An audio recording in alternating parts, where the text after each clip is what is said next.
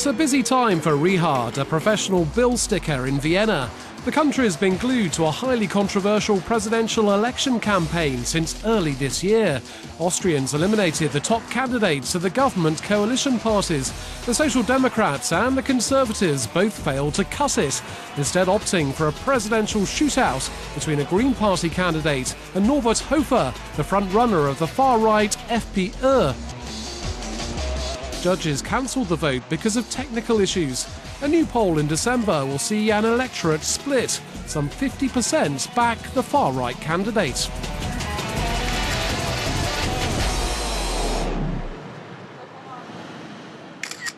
All of Austria is covered with posters of Hofer. So how has the FPÖ become so popular? I'm here to find out. The first meeting we have is at the historic Big Wheel in Prater, the famous Vienna amusement park. Werner Otti is not just the lead singer of the Otti Band, performing popular beer tent hit songs. For almost 2 decades, he's been playing at events staged by the populist FPÖ party. Otti arranged the music for the FPÖ anthem. The words are about having tears of pride and not being ashamed of loving the home country of Austria. Before giving us his explanation of the FPÖ's rise, he plays us the party's hymn, Unplugged. Singe dieses Lied, hab ich Tränen in mein Gesicht. Es sind Tränen voller Stolz und ich schäme mich jeder nicht. Und so geht's dann weiter. The refugee question is one of the most important reasons for the success of the FPÖ. Because, well, when I think about my mother, she brought up 15 children. Now she just gets a minimum pension of 450 euros. But at the same time, migrants arrive in the country who have never paid into our social welfare system. I don't speak against asylum seekers in need for protection, being on the run, their life threatened. Of course, we should help. That's our duty. But Austrians living beyond the breadline do not understand. We were never confronted with such problems. We always thought we were living on the Isle of the Blessed. Last year, some 10,000 refugees crossed into Austria each day. This changed the political landscape. The anti-migrant line of the FPÖ is copied by mainstream coalition parties. We meet the chief editor of Der Standard, a leading Austrian newspaper. So who are the FPÖ's voters and what's behind the strong support for the party? The FPÖ is mostly supported by young men. That's a phenomenon we're observing. Elderly people too, those who are afraid. That is one of the main motivations, being afraid of going to rack and ruin. This fear often concerns people with little or low education. Those people being afraid of changes, afraid of globalization, afraid of refugees, afraid of migrants moving into our country. They are afraid that their chances are minimized.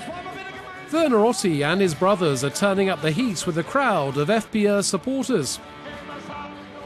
22-year-old Gudrun and Marlene, who's 18, are members of the FPÖ's youth branch. They've got involved in grassroots activities, such as going door-to-door in difficult and deprived neighbourhoods, spreading and sharing their Europhobic views. I see the EU as more of a dictatorship than it should be.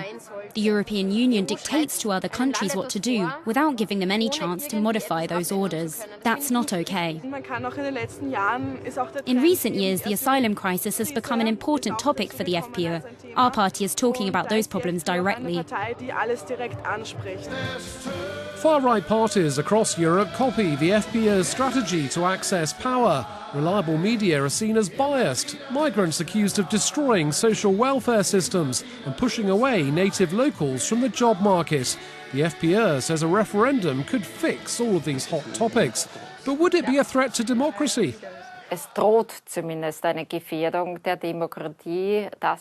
an endangerment for democracy.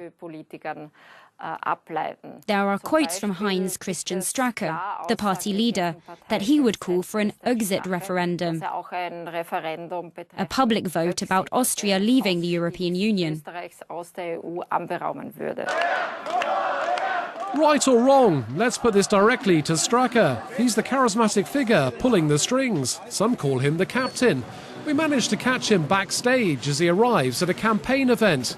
If Norbert Hofer makes it to the presidency, there could be snap elections. Strache would like to become Chancellor of Austria. And then? So should Austria leave the European Union? No. Austria, let me put it this way. This is our way. We're a Europe-friendly party. We're living in the very heart of Europe. In reality, Juncker and Schulz should retire. They're responsible for the Brexit. If you want the European project to have a future, you should insist on a Europe of nation-states. The EU should be reduced to economic cooperation. And above all, Europe should live up to its Judeo-Christian values. Those values should be preserved and secured for upcoming generations. The FPÖ fights against taking over debts from other EU countries. Austria first, the party slogan goes. Let's double-check the key Europe question with the presidential candidate Hofer. Should Austria try a remake of the Brexit scenario to leave the European Union? Is Oxit an option? I would consider this to be a mistake. Being an EU member state located in the centre of Europe, Austria has the obligation to contribute to positive development of the European Union. That means, in my opinion, that we can't just admit immigration without control. Regarding immigration, the right way would be a change in the social welfare system. Migrants shouldn't get access on the very first day of their stay. Work first before taking advantage of social welfare benefits. Thereby, wrong incentives will be abolished. The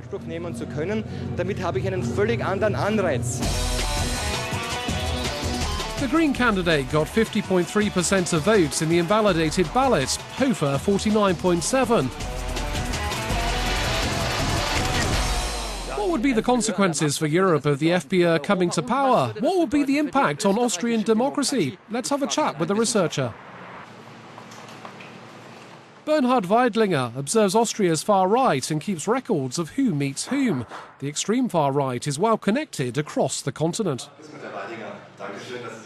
In principle, party leader Strache steered the FPÖ so far to the right that personal as well as programmatic overlappings with extra-parliamentary right-wing extremism and with neo-Nazism are almost inevitable.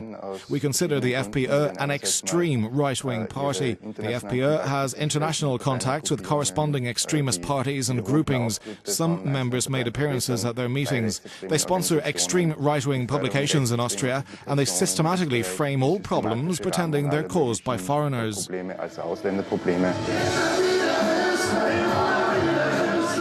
So will Hofer make it? Having a far-right president would be a first in Europe since World War II. It's now down to Austrians to decide in December.